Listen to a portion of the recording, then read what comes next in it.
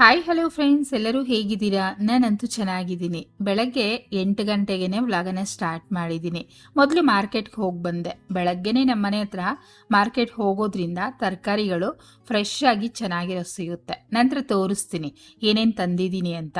ಮೊದಲು ಪಾತ್ರೆಗಳನ್ನು ತೊಳೆಯೋದಕ್ಕೆ ಹಾಕ್ಬಿಡೋಣ ಅಂತ ಹೋಗ್ತಾ ಇದ್ದೀನಿ. ಅಂದರೆ ಒಗ್ಗರಣೆ ಡಬ್ಬಿ ಖಾಲಿ ಮಾಡಿ ಹಾಕ್ತಿದ್ದೀನಿ. ಆ ಕಾರ್ನರಲ್ಲಿ ಇದೆಯಲ್ವಾ, ಅದನ್ನೆಲ್ಲನೂ ನೀಟಾಗಿ ಕ್ಲೀನ್ ಮಾಡ್ಕೊಳ್ಳೋಣ ಅಂತ ತೆಗಿತಾ ಇದ್ದೀನಿ. ನಾನು ನಾರ್ಮಲ್ ಆಗಿ ದಿನ ಒಂದೊಂದು ಯಾವುದಾದ್ರೂ ಕ್ಲೀನ್ ಮಾಡ್ಕೊಳ್ತಾ ಇರ್ತೀನಿ. ಇವತ್ತು ಈ ಒಗ್ಗರಣೆ ಡಬ್ಬಿನ ಖಾಲಿ ಮಾಡ್ತಿದ್ದೀನಿ. ಇದರಲ್ಲಿ ನೋಡಿ, ಈ ರೀತಿ ಕಾಸಿಟ್ರೆ ಲಕ್ಷ್ಮಿ ಬರುತ್ತೆ ಅಂತಾರೆ. ಮತ್ತು ಒಗ್ಗರಣೆ ಡಬ್ಬಿ ಅಂದ್ರೇ ಲಕ್ಷ್ಮಿ ಅಲ್ವಾ, ಅದರಿಂದ 11 ರೂಪಾಯಿ ಈ ಥರ ಇಟ್ಬಿಟ್ಟು ನಾನು ಅದ್ರ ಮೇಲೆ ಖಾರದ ಪುಡಿಗಳು ಮತ್ತು ಮೆಣಸು ಈ ಥರ ಎಲ್ಲ ಜೋಡಿಸ್ಕೊಳ್ತೀನಿ. ಇದರಲ್ಲೂ ಅಷ್ಟೇ ನೋಡಿ, 11 ರೂಪಾಯಿ ಇಟ್ಟಿದ್ದೀನಿ. ಆ ಖಾರದ ಪುಡಿ ಕಪ್ಸ್ ಇದೆ ಅಲ್ವಾ, ಅದಂತೂ ಖಾಲಿ ಆದಾಗ ಯಾವ್ದು ಖಾಲಿ ಆಗುತ್ತೋ ಅದನ್ನು ಮಾತ್ರ ತೊಳೆಯೋದಕ್ಕೆ ಹಾಕ್ತೀನಿ. ನೋಡಿ, ಇದನ್ನೆಲ್ಲ ಈ ರೀತಿ ಜೋಡಿಸಿಟ್ಕೊಂಡಿದ್ದೀನಿ. ಖಾಲಿ ಆದಾಗ ಅದನ್ನು ತೆಗೆದು ಹಾಗೇ ವಾಶ್ ಮಾಡ್ಕೊಳ್ತೀನಿ. ನಂತರ ಈ ಸ್ಟ್ಯಾಂಡು ಮತ್ತು ಆ ಬಾಟಲ್ಸು ಹಾಗೆಯೇ ಫ್ಲವರ್ ವಾಸು ಇದನ್ನೆಲ್ಲನೂ ಅಷ್ಟೇ ನೀಟಾಗಿ ತೊಳೆದು ಸೈಡಲ್ಲಿ ಎತ್ತಿಟ್ಕೊಳ್ಳೋಣ ಅಂತ ಕ್ಲೀನ್ ಮಾಡ್ಕೊಳ್ತಾ ಇದ್ದೀನಿ. ವಾರದಲ್ಲಿ ಒಂದು ಸಲ ಈ ರೀತಿ ಮಾಡಿಕೊಂಡ್ರೆ ಚೆನ್ನಾಗಿರುತ್ತೆ. ಅದಕ್ಕೆ ನಾನು ಒಂದೇ ಸಲ ಎಲ್ಲ ಕೆಲಸ ಇಟ್ಕೊಳ್ಳೋದಿಲ್ಲ, ಒಂದೊಂದು ದಿನ ಒಂದೊಂದು ಕ್ಲೀನ್ ಮಾಡ್ಕೊಳ್ತೀನಿ. ಈ ಆಯಿಲ್ ಕ್ಯಾನೂ ಅಷ್ಟೇ ವಾಷಿಂಗ್ಗೆ ಹಾಕೊಳ್ತಾ ಇದ್ದೀನಿ. ನಾವು ಈ ರೀತಿ ಒಂದೊಂದು ದಿನ ಒಂದು ಕ್ಲೀನ್ ಮಾಡ್ಕೊಳ್ಳೋದ್ರಿಂದ ಹಬ್ಬದ ಟೈಮಲ್ಲಿ ನಮ್ಗೆ ಈಸಿ ಆಗುತ್ತೆ. ಅಂದರೆ ಒಂದೇ ಸಲ ಎಲ್ಲ ತೊಗೊಂಡು ತೊಳೆದು ಕ್ಲೀನ್ ಮಾಡಿ ಈ ಥರ ಎಲ್ಲ ಮಾಡೋ ಕೆಲಸ ಇರೋದಿಲ್ಲ. ಇದರಲ್ಲಿ ಆಯಿಲ್ ಇದೆ, ಅದರಿಂದ ಹಾಕ್ತಿಲ್ಲ. ಖಾಲಿ ಆದ ನಂತರ ಅದನ್ನು ಹಾಕ್ಬಿಡ್ತೀನಿ. ನೋಡಿ, ಈ ಬಾಟಲು ಅಷ್ಟೇ, ನೀರೆಲ್ಲ ಒಂದು ಸ್ವಲ್ಪ ಕಲರ್ ಚೇಂಜ್ ಆಗಿದೆ ಅಲ್ವಾ, ಅದರಿಂದ ಈ ಬಾಟಲನ್ನು ವಾಷಿಂಗ್ಗೆ ಹಾಕೊಳ್ತಾ ಇದ್ದೀನಿ. ರೇಷನ್ ಎಲ್ಲ ಹಾಕಿಟ್ಟಿದ್ದೀವಲ್ಲ, ಆ ಬಾಕ್ಸ್ಗಳು ಅಷ್ಟೇ, ಚಿಕ್ಕದೇ ಆಗಲಿ ದೊಡ್ಡದೇ ಆಗಲಿ ಖಾಲಿ ಆಗಿದ ತಕ್ಷಣ ವಾಶ್ ಮಾಡಿನೇ ನಂತರ ನಾನು ತುಂಬಿಸ್ತೀನಿ. ಅದಕ್ಕೂ ಮುಂಚೆ ನಾನು ಯಾವುದೇ ರೇಷನ್ನ ಹಾಕೋದಕ್ಕೆ ಹೋಗೋದಿಲ್ಲ.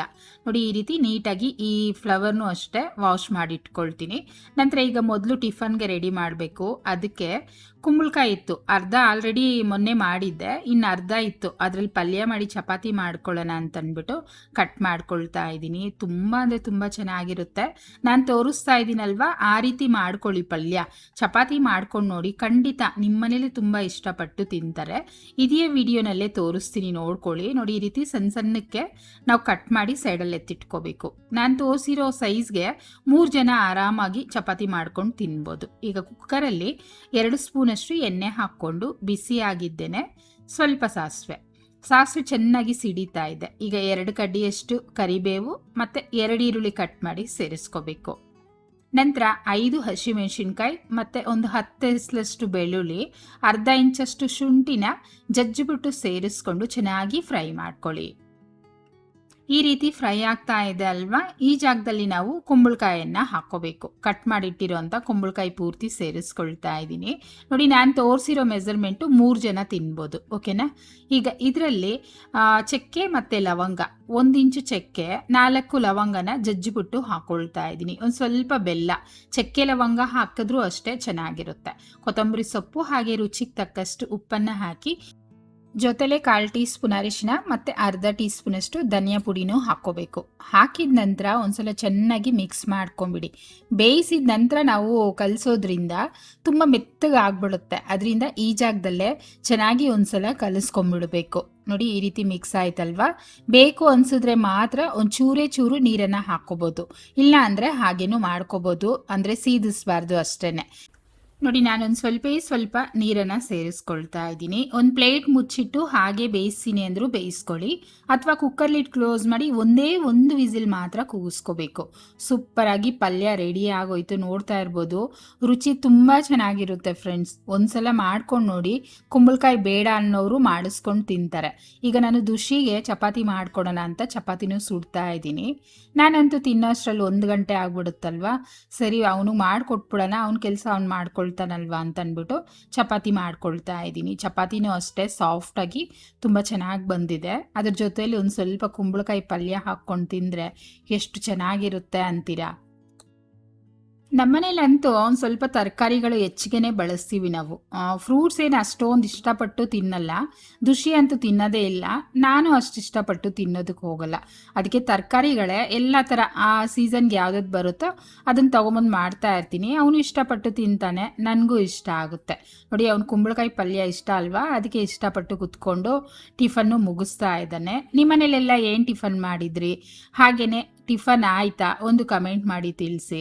ನೋಡಿ ಕುಂಬಳಕಾಯಿ ಪಲ್ಯ ಚೆನ್ನಾಗಿದೆ ಅಂತ ಅವ್ನು ತಿಂದ್ಬಿಟ್ಟು ಹೇಳ್ದ. ನಂತರ ನನಗೂ ಒಂಥರ ಖುಷಿ ಆಗುತ್ತೆ. ಈ ಥರ ಚೆನ್ನಾಗಿದೆಯಾ ಅಂತ ಒಂದ್ಸಲ ಕೇಳ್ಬಿಡ್ತೀನಿ. ಅವ್ನು ಚೆನ್ನಾಗಿದೆ ಅಂತ ಹೇಳಿದ್ರೆ ಒಂದು ಖುಷಿ ಆಗುತ್ತೆ ಅಲ್ವಾ? ಓಕೆ, ಅವ್ನು ತಿನ್ನಲಿ. ನಂತರ ನಾನು ತರಕಾರಿಗಳು ಏನೇನು ತೊಗೊಂಬಂದಿದ್ದೀನಿ ಅಂತ ನಿಮಗೆ ತೋರಿಸ್ತೀನಿ. ನಾನಂತೂ ದಿನಾ ಮಾರ್ಕೆಟ್ಗೆ ಹೋಗಿ ಬಂದ್ಬಿಡ್ತೀನಿ. ಒಂದು ರೌಂಡ್ ಹೋಗಿ ಬಂದರೆ ಏನೇನು ಬೇಕೋ ತರಕಾರಿಗಳು ತೊಗೊಂಬಂದ್ಬಿಡ್ಬೋದು. ಮನೆ ಹತ್ರನೇ ಇದೆ ಅಲ್ವಾ ಮಾರ್ಕೆಟು, ಅದರಿಂದ ಫ್ರೆಶ್ ಆಗಿ ಆಗಿಂದಾಗ್ಲೇ ತರಕಾರಿ ತೊಗೋಬೋದು. ಟೊಮೊಟೊ ನೋಡಿ ಎಷ್ಟು ದೊಡ್ಡ ದೊಡ್ಡದಾಗಿದೆ. 25 ರೂಪಾಯಿ, ಅಂದರೆ 50 ರೂಪಾಯಿಗೆ 2 kg ಅಂತ ಮಾರ್ತಾಯಿದ್ರು. ಮನೇಲಿ ಸ್ವಲ್ಪ ಟೊಮೊಟೊ ಇತ್ತು, ಅದಕ್ಕೇ 1 kg ಮಾತ್ರ ತೊಗೊಂಬಂದೆ. ನಂತರ ಬಟರ್ ಫ್ರೂಟು 120 ರೂಪಾಯಿ kg. ನಾನು ಅರ್ಧ kg ತೊಗೊಂಬಂದಿದ್ದೀನಿ. ಒಂದೇ ಸಲ ಹಣ್ಣಾಗ್ಬಿಡುತ್ತೆ ಅದು, ಅದಕ್ಕೆ ನಾನು ಅರ್ಧ kg ಸಾಕು ಅಂತ ತೊಗೊಂಬಂದೆ. ಒಂದು ಹಣ್ಣಾಗಿದೆ. ನಾನು ಜ್ಯೂಸ್ ಮಾಡೋದು ಹೇಗೆ ಅಂತ ಮಾಡಿ ತೋರಿಸ್ತೀನಿ. ತುಂಬ ಒಳ್ಳೆಯದು, ಹೇರ್ಗಂತೂ ತುಂಬ ಒಳ್ಳೆಯದು ಬಟರ್ ಫ್ರೂಟ್ ಜ್ಯೂಸ್ ಮಾಡಿ ಕುಡಿಯೋದ್ರಿಂದ. ಹಾಗೆ ಚೇಪೆಕಾಯಿ ಅರ್ಧ kg 4 ಬಂತು, 50 ರೂಪಾಯಿ ಅರ್ಧ kg, ಅದನ್ನು ತೊಗೊಂಬಂದೆ. ನಂತರ ಬೆಳ್ಳುಳ್ಳಿ ಅರ್ಧ kg 120 ರೂಪಾಯಿ. ದೊಡ್ಡದಾಗಿ ಚೆನ್ನಾಗಿತ್ತು, ಅದಕ್ಕೆ ತೊಗೊಂಬಂದೆ. ಚಿಕ್ಕದಾದರೆ 100 ರೂಪಾಯಿ kg ಅಂತಂದರು, ಬೇಡ ಅಂತಂದ್ಬಿಟ್ಟು ದೊಡ್ಡ ಸೈಜಿಂದೇ ತೊಗೊಂಬಂದೆ. ಹಾಗೆ 100 ರೂಪಾಯಿಗೆ 4 ತೆಂಗಿನಕಾಯಿ.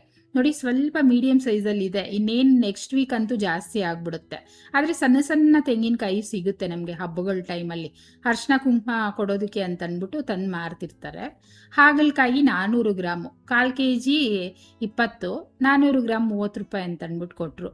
ಸರಿ, ರೆಸಿಪಿ ಚಾನಲ್ಗೆ ಹಾಗಲಕಾಯಿ ಗ್ರೇವಿ ಮಾಡಿ ತೋರ್ಸೋಣ ಅಂತ ಅದನ್ನು ತೊಗೊಂಬಂದೆ. ಓಕೆ, ಇದನ್ನೆಲ್ಲ ಎತ್ತಿಟ್ಬಿಡ್ತೀನಿ ಮೊದಲು. ನಂತರ ಸ್ನಾನ ಮಾಡಿಕೊಂಡು ಒಂದು ಸ್ವಲ್ಪ ಕಾಫಿ ಮಾಡ್ಕೊಂಡು ಕುಡಿಯೋಣ ಅಂತ ಕಾಫಿ ಮಾಡ್ತಾ ಇದ್ದೀನಿ. ಹೆಲ್ಪರು ಬಂದು ಎಲ್ಲ ಕ್ಲೀನ್ ಮಾಡಿ ಕೊಡ್ತಾ ಇದ್ದಾರೆ. ಸರಿ, ಅವ್ರಿಗೂ ಒಂದು ಸ್ವಲ್ಪ ಕಾಫಿ ಕೊಟ್ಬಿಟ್ಟು ಅವ್ರ ಜೊತೆಲೇ ನಾನು ಕುಡಿಯೋಣ ಅಂತಂದ್ಬಿಟ್ಟು ಮಾಡ್ಕೊಳ್ತಾ ಇದ್ದೀನಿ. ನಿಮ್ಮದೆಲ್ಲ ಕಾಫಿ ಆಯಿತಾ ಅಥವಾ ಟಿಫನ್ನ ಊಟನ ಯಾವ ಟೈಮಲ್ಲಿ ವಿಡಿಯೋ ನೋಡ್ತಿದ್ದೀರೋ, ಊಟ ಆಯಿತಾ ಕಾಫಿ ಆಯಿತಾ ಏನು ಅಂತ ಕಮೆಂಟ್ ಮಾಡಿ.